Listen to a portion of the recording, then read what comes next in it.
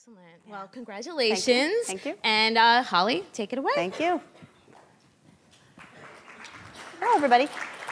So first off, I want to point out the change in my title. The whole multi-channel thing just doesn't work, and we'll discuss in a few minutes why. But I wanted to start out telling you about a really interesting situation yesterday. One of the other vendors here, I had the opportunity to pop by their booth. I believe they're called LRW. It's a virtual reality platform. It's really, really cool. If you haven't checked it out, I highly recommend you do. The whole objective of this virtual reality platform is that you put on these goggles and you're leaning up against a wall. And when you put the goggles on, it looks like you are in one of those platforms that I forget what they're called, but window washers use them on high-rise buildings. And you really feel like you're in one. And all of a sudden, you start zooming up the building. And you have a bar in front of you. And despite the fact that you know full well that you're standing on the ground in a conference room in Atlanta, Georgia, you're totally fine, you can't get over the fact that you feel like you're 30 stories up. It's absolutely terrifying. So all of a sudden, the bar in front of you just goes away. It disappears. And the guy who's conducting this experiment says, OK, now take one step forward. Honest to God, it took me about 3 minutes to finally nearly break into tears and say, I can't do it, I can't do it, I can't do it, I can't step forward. And that was really sad. It was a really interesting social experiment, though. It just showed people are really afraid to take that one step forward, no matter how logical it really is, no matter what your rational mind is saying, no, I'm safe, I'm in a conference room, I'm okay. But there's this thing holding you back. Now, at this point, you're thinking, OK, crazy lady, she tells us she's going to introduce us to voice of the customer and starts talking about taking, a virtual reality tour and won't step forward. But I think that they're one and the same. Ultimately, how do I change slides? I don't have a clicker. This thing? OK, we'll see if this works. So ultimately, the voice of the customer for a very long time has been sort of the bane of market research's existence. Not really thrilled with it. I've heard a lot of people say, it's not market research. Well, no, maybe not right now. It's a very corporate thing. But there's a huge opportunity here for market research, for people who are in that arena. And the reason being is that the voice of the customer programs that are in existence today, the ones that corporations are running, are only moderately successful. If you look at the stats here, and I know that there's a lot of market research people in here, so if you need the techie details, you can ask me after the fact. But right now, 52% of market research programs aren't performing as well as we might have hoped. You've got a big part of them, 32, who are saying, yeah, it's going okay, but it's not really what we were hoping for. And the reason for that is pretty simple. Ultimately, there's a huge focus on the tactical actions. So when a corporation gets started, yeah, we're going to make our customers all sorts of happy. And what do? Well, Mary Smith comes in with a complaint. They respond to Mary Smith. It's a done deal, right? Everything's great. Our business is going to skyrocket. And it does. In the beginning, they start to see a really great improvement. However, that improvement just plateaus after a while because you're not doing anything bigger and better. The big difference is, why did I go backward? OK, I'm clearly technically inept here. The big difference is that they're not doing anything strategic. They're not taking that information to a higher level, and they're not looking for what kind of strategic changes. So aggregating all of those customer complaints, all of those concerns, and turning it into something that can improve the organization at a bigger, higher strategic level. So why? Well, ultimately, there's a lot of challenges that market research can help with. On the listening side, they're not really confident with this whole what to do with the channels thing. And now with the omni-channel expectation, you've got customers expecting a complete all-in-one encompassing experience that is identical across the different channels. And all those channels have to connect. Businesses are still struggling with that in many ways, just on the day-to-day operations, let alone incorporating that into their feedback. So they're having struggles with this listening, how to implement those various channels. They end up with, a pop-up here or, an email there, and it's not big enough. It's not giving them the full breadth of information that they need. Now, on the analysis side, back to what I was saying before, market researchers are often kind of, not liking the VOC thing because they're saying, well, it's not market research. And that's true. You've got a lot of not market research people getting into voice of the customer. They're, customer experience people or a help center who are being put into this VOC program. They're not qualified to do the analysis, and they're trying their very best. They're doing a fabulous attempt. but they are getting to that point where they're totally plateauing. And then ultimately, what happens because of that, if you don't have the right listening posts, you're not analyzing the data to the best that you possibly could, what are the actions? They're marginal at best. So we see a tremendous opportunity for market research, and some have moved in that direction, and that's absolutely fabulous.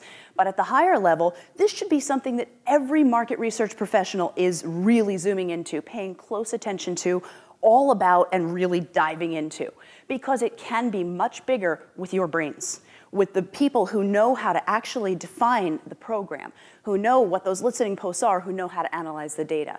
So I wanted to spend a little bit of time just going through what the steps are that create a strategic voice of the customer program, the one that's going to ultimately take corporations to the next level, but it requires knowledge, expertise, et cetera, that can only come out of market research professionals. So the first step is to define. And now none of this should be a big surprise. I mean, for anybody who has been doing market research, how many people are like full-blown market research firms in here? Okay, so we got quite a few. It's a little hard to see. I'm sorry, I got a big light in my eyes, but it looked like there were quite a few of you. Excuse me, I'm sorry. None of this is a big shocker to you guys, okay? Whenever you go into a project, obviously what do? You need to know why you're going into the project. You have to have a good plan in place before you actually kick off doing the research itself, right? It's the same thing on the voice of the customer side. And again, this is one of the major challenges that some corporations end up running into. So defining the objectives, why are we doing this? What do we expect to get out of it? What is the success criteria? What are we looking for? What are we gonna go, hey, we did it at the end. What is that thing? And then how are we gonna implement it? Obviously, one of the best ways to do it is a phased approach. That's what we always recommend. It drags it out a little bit longer, but it gives people a lot of encouragement because that phased approach is allowing them to have smaller wins across the board. So defining the program, figuring out what the goals and successes are going to be in the future. Next is the program framework. So how are you going to figure out those touch points with the customer? Where does the customer touch? Now, this is a big area where you need to focus in on those listening posts that corporations are struggling with. Again, you remember in the beginning, I had marked off that the multi-channel thing just stinks. It's an omni-channel experience. So customers don't just go buy something online. They do research, they look on social media, they talk to their friends and family. There's a bigger, broader thing that ultimately takes the customer through a complete journey up to the day that they make that final purchase. And it's all of those areas that need to be brought together in a reporting and analysis so that you can see where the fail is and zoom in on that fail. So it's figuring out what all those touch points are and then figuring out if it's appropriate to segment the audience. Ultimately, do you want to divide them up by the channel? Do you want to divide them up by gender? Is it something by region, by product? So all of these things need to be defined as early as possible. Now, keeping in mind that you need to have a certain amount of flexibility because though you may assume up front, gee, it's totally going to be a thing by product, right? Well, maybe not. It might be a regional thing. It might turn out that one store is just really bad.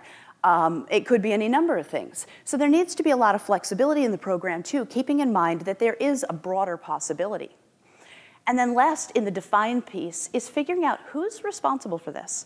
Now, even if the market research agency is taking control of the voice of the customer, even if they're going to run the whole program, you're going to go nowhere unless you have somebody in the corporation who actually wants this to happen, who believes in it as powerfully as you do. And again, going back to that phased approach we were talking about before, that's going to give small wins throughout that keep that person engaged. But figuring out who that person is, who is that sponsor, that cheerleader, is going to be a major, major milestone in the definition. Next, putting it all together. So again, not much further from what I'm sure you've done a million times before. You've defined it, then you go and you actually set up how you're going to collect the research that you're going to collect. But a lot of things to consider. What are the different categories? What are the different areas you're going to pull data from? You've got the opportunity for structured and unstructured, all the different channels, social media, email, website, in-store. But there's more to it than that. More to it that can blow it up and again, bring it to that strategic level where only ultimately market research professionals can really help. When you take that information that you're getting from the customers through those multiple feedback channels that, again, are an omni-channel experience where you've got something that's going to at least connect the different feedback channels across all of the different channels affected by the organization. But then taking that and grouping it together with other information, bigger information from the business. So what kind of financials do they have? How are the financials impacted by the various customer experiences, by the customer's complaints? What kind of financial improvement could you have made had you made XYZ change?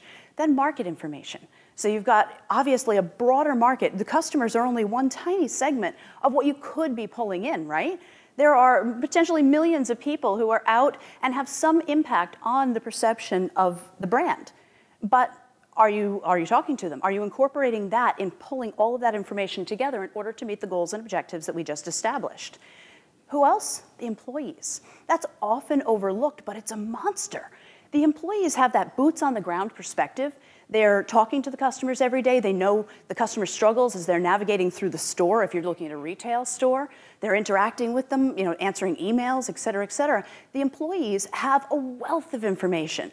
And I didn't get into it in this presentation, but there's a ton of research behind correlations connecting employee engagement and customer engagement.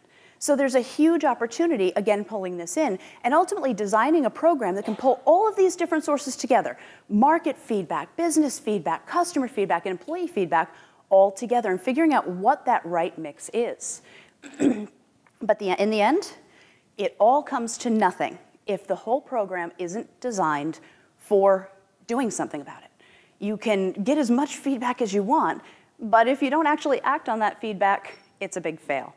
Now this, I think, might be the point where some market research firms are like, whoa, okay, we kind of hand off reports and it's done, and that's great. Technology's here to support that. And certainly not shameless plug, but shameless plug. Technology does support that, where all this information can ultimately, when put together right, feed into and give the employees the information they need to drive it. And remember, in the early definition phase, we'd already figured out who the appropriate person is who's going to make sure that this is being treated and acted on in a strategic way. But setting up the program in general needs to have the people defined. Who is responsible for maintaining the program? Who is responsible for doing the tactical actions? Who is responsible for the strategic actions? And how are they going to pull it together into a wider program? And that all needs to be not only defined, but then actually put into the design phase so that you end up with a much stronger voice of the customer program. Listening, it's monstrous. Obviously, you need to bring that information in. And I'm going to plug one more time for that whole omni-channel experience. One more time, I'll point out, customers don't just jump right into buying a product. They're starting investigating the product, then they're asking their friends, they're going on social media, they're going into the store to take a look at the product and purchasing it online. There's a whole bunch of steps that go through it. And if the information that you're collecting is only a single channel, or it isn't able to be connected, so obviously you would want to have, say, surveys at different points through the customer's journey, but that information all needs to connect in the end. It all needs to pull back together, be reported on as if it were one thing, so you can dive into it and find out where the challenges are. And there's a million different places you can go. Got some listed here: web, mobile, in person. There's a lot of different places, and it all needs to connect in the end, whether it's coming from the market, the business, the employees, or the customers. It all needs to come into a centralized location where you can actually dive in and explore that data. And once you've pulled it, clearly there's a bigger thing with that as well. It's the analysis part, and this is where a lot of companies have a big struggle. And this is why the actions end up being extremely tactical, because when they get that information and they're analyzing that data, well, they're not you. They're not market research people. They're not statisticians. They are customer experience people. And some of them don't have the background, the knowledge, the education, the training, or the expertise to be able to do a deep dive analysis. So what do? It's tactical. It's all tactical.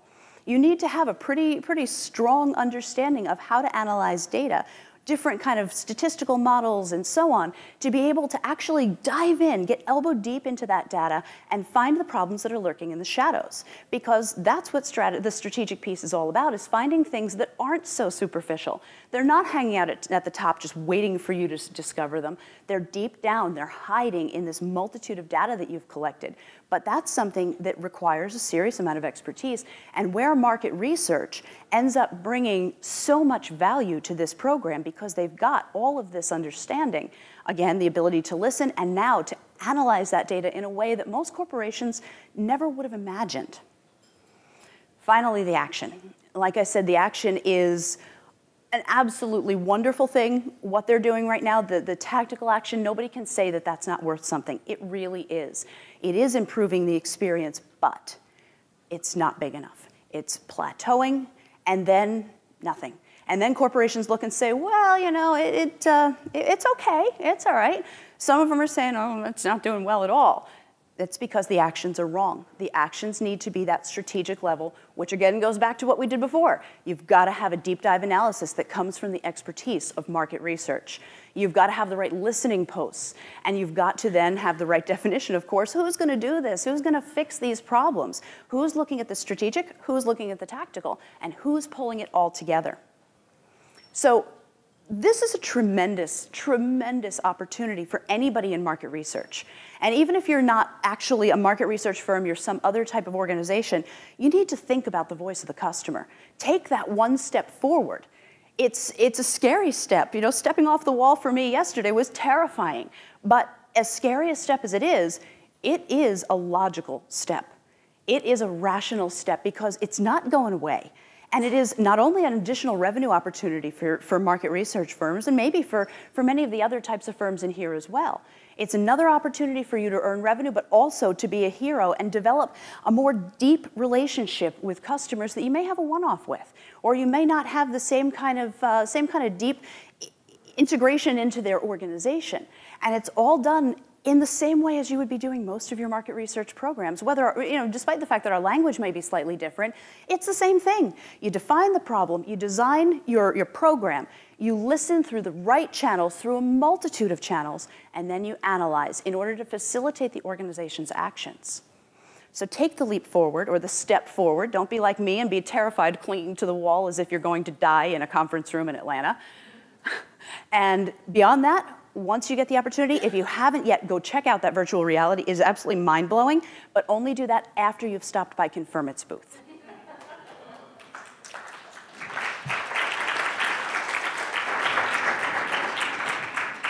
Thank you, Holly. Does anybody have any questions? These lights are tough. Hi. Maybe I will, actually. It's a good idea. What is your capacity to incorporate internal operations data with survey voice of customer results? From the software perspective, Yes. It's absolutely possible. We have a variety of different types of integrations where all of that data can be brought into the system so that it's displayed side by side so you can see exactly what the correlation is between, or how actually the financials would be impacted by the various changes you would be incorporating. Absolutely, absolutely. I mean, really, if you want to get down to it, basically, if you can imagine it, it can be done. It's an extremely flexible platform.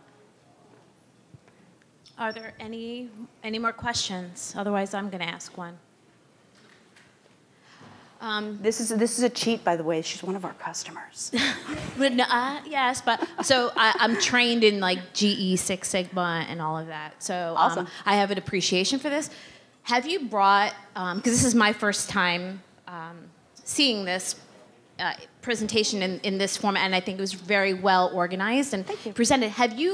Do you teach this? Like, is this something that you would go into a company and show them this is the methodology and sort of? We do. We have the methodology is extremely well established. We have the ability to teach it. Traditionally, the corporate customers who come to us do ask for this. The challenge with many is that they aren't, even though we're giving them the education, they're not always capable of actually executing on it. Some are fabulous, some not so much. But many of the market research companies that come to us actually have a very strong ability to do it on their own. So we have different models where you can be totally on your own. If you have the capability, you have the competency, have at it. We have a hybrid model where we'll teach you how to do it and kind of hand it off at that point. So it really depends on the needs of the organization that we're working with, but we absolutely do have opportunities for teaching this model. This is really good. Any more questions?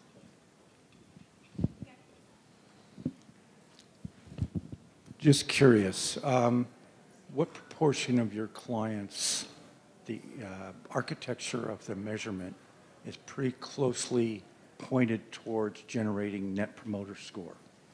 Net Promoter Score is pretty popular. On the voice of the customer side, it's a really good question. I don't know the exact number, but off the top of my head, if I had to pull a number, I'd say probably more than 70% are at least doing something with Net Promoter Score. We try to encourage people to expand a little bit out of that. Net Promoter Score is fabulous in every way. It can be a little bit one-dimensional, though. So asking a customer, would you buy from me again, is great, but then there's the big question, why? Why would you buy from me again? Are we the only shop in town? Are we the only opportunity for you? So we do try to encourage our customers not to stay away from it. Use it. By all means, use it. But consider a multi-dimensional analysis. Consider looking at the why. Okay, you would buy from me again, but is it because I'm the only company? Is it because I'm the cheapest and you're broke? Is there something more to it? Because we want to know more than just would you buy again and understand the actual engagement behind that buy. So there's definitely Net Promoter's fabulous, but there is much more to it that should be incorporated. We do try to encourage that.